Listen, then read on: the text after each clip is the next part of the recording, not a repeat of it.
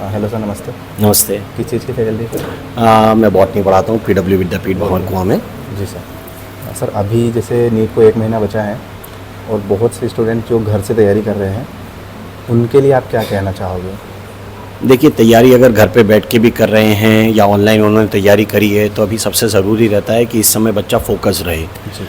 Focus in the sense कि इस समय फोकस को बना के रखने के लिए बच्चे को चाहिए कि वो रेगुलर टेस्ट पेपर्स दे और अपने आप को अलग अलग टाइप के डिस्ट्रैक्शन से दूर रखे। क्योंकि जैसे जैसे एग्ज़ाम करीब आते हैं वैसे वैसे डिस्ट्रैक्शन और ज़्यादा घेरने लगते हैं।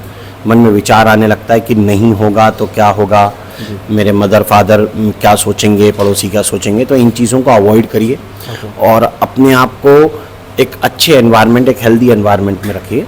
तो उससे बच्चे का मोरल हाई होता है और अपने टीचर से रेगुलरली भी जब बात कर सकते हैं, अगर वो किसी कोचिंग में जाते हैं, किसी टीचर से इंस्पायर्ड हैं तो उनसे कनेक्ट बना के रखिए। और अगर वो घर पे बैठ के ही तैयारी कर रहे हैं और उनके पास ऐसा टीचर या ऐसा कोई साधन नहीं है तो इसमें वो अपने बड़े भाई जिन्होंने पहले कभी तैयारी की हो या अपने मदर फादर का भी सपोर्ट ले सकते हैं। जी, ये सबसे ज़्यादा ज़रूरी है। तो सर अभी जैसे स्टूडेंट्स टेस्ट देने के बाद बहुत से स्टूडेंट एनालिसिस नहीं करते हैं, तो एनालिसिस का कितना इंपॉर्टेंस है आपके नज़रिए में? देखिए, सबसे बड़ा जो रोल बताया जाता है ना, जैसे आपने सुना होगा कि रेस जीतना ज़रूरी नहीं होता, रेस में भाग लेना ज़रूरी होता है। जी। उसकी अगली लाइन ये है कि आपको पता लग जाता है कि रेस में भागना कैसे था, तो इसका मतलब है कि आप एनालिसिस करना सीखते हैं। जी।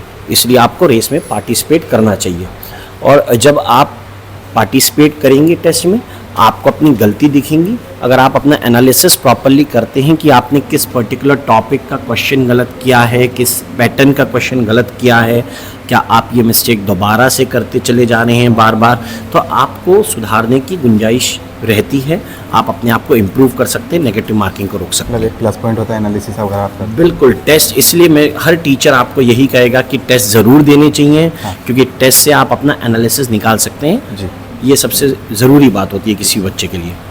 तो सर अभी बहुत से ऐसे स्टूडेंट्स होते हैं जो 270-280 बायो में ला सकते हैं, ला रहे हैं, लेकिन अब जहाँ से 70 से 80 नंबर अगर और जोड़ ले तो और उनका फ़ायदा हो जाए। बिल्कुल तो बिल्कुल। 270 से 350 पे कैसे आए वो स्टूडेंट्स लास्ट मोमेंट पे? अभी देखिए, ये बहुत अच्छी बात है जो आप कह रहे हैं कि बच्चे ज़्यादातर ऐसे होते हैं जो 280 तक आ जाते हैं बायो में, लेकिन 280 से 350 360 के बीच में जो गैप है उनका 70-80 मार्क्स का, वो पूरा नहीं हो पाता है। हाँ। उसके जो मेजर कारण हम लोग देखते हैं ना, उनमें से एक बड़ा कारण होता है कि बच्चा अननेसेसरी नेगेटिव मार्किंग भी बायो में करता है। ओके। मतलब कुछ ऐसे क्वेश्चंस को अटेम्प्ट करना जो उसे याद थे ही नहीं या उसने कभी पढ़े ही नहीं थे, ओके। उस पर भी वो जिसे कहते हैं हाथ साफ करना। उसको लगता है बायो का क्वेश्चन मैं अटेम्प्ट कर लेता हूँ और उसे लगता है कि मैं अगर सही कर दूंगा तो मुझे 4 मिल जाएंगे, जी। जाएगा तो 1 ही। हाँ हाँ। लेकिन इस चक्कर में वो ये नहीं सोचता कि उसने इसके लिए पर समय भी खर्च कर दिया है। हाँ। तो पहली बात तो अनावश्यक अटेम्प्ट से बचे, जी। सबसे पहली चीज़। नंबर दूसरा, अगर आपने एनालिसिस प्रॉपर किया है ओके। तो आप खुद ब खुद 270-280 से 300 प्लस की तरफ जा सकते हैं। जी। क्योंकि बच्चे ने अगर एग्जाम्पल टाइप के क्वेश्चंस को गलत किया होगा हाँ। तो उसको वो मार्क कर ले और उनकी एक लिस्ट बना ले पूरे एग्जाम्पल्स की लिस्ट को एग्ज़ाम से पहले वो देख के जाए। इससे उसके एग्जाम्पल टाइप के question, name of scientist, year, discovery, ऐसी तरीके की चीज़ें गलत होने की गुंजाइश कम हो जाएगी खुद ब खुद। अच्छा। तो एनालिसिस करिए, आप खुद ब खुद 270 से 350 तक जा सकते हैं। अनावश्यक क्वेश्चन भी अटेम्प्ट मत करिए। केवल 1 या 2 क्वेश्चन ऐसे होते हैं पेपर में जो एम्बिगुअस हो सकते हैं, ऐसे क्वेश्चन को छोड़ा भी जा सकता है। ओके।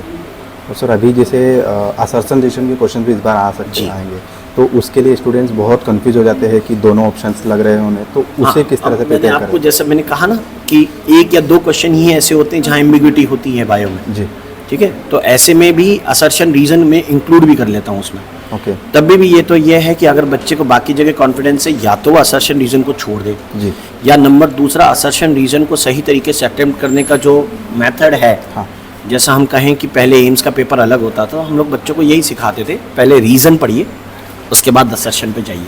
ओके। असर्शन से रीजन पर मत आइए।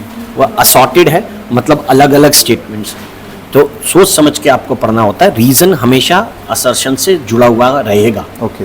वो आप ये ना सोचें कि दोनों स्टेटमेंट 1 और स्टेटमेंट 2 की तरह पढ़ी जाए ना, पहले रीजन पढ़ें, उसके बाद उसके बेसिस पर असर्शन को वैल्यूएट करने की कोशिश करिए। ओके। तरीका असर्शन रीजन करने का यही है अगर आपको नेगेटिव मार्किंग से बचना है। इसके अलावा असर्शन रीजन के लिए आपको कंसेप्चुअली स्ट्रांग होना पड़ता है। तो एग्जाम्पल बेस्ड चैप्टर में से असर्शन रीजन कभी भी डाइसी वाले नहीं आते। हाँ।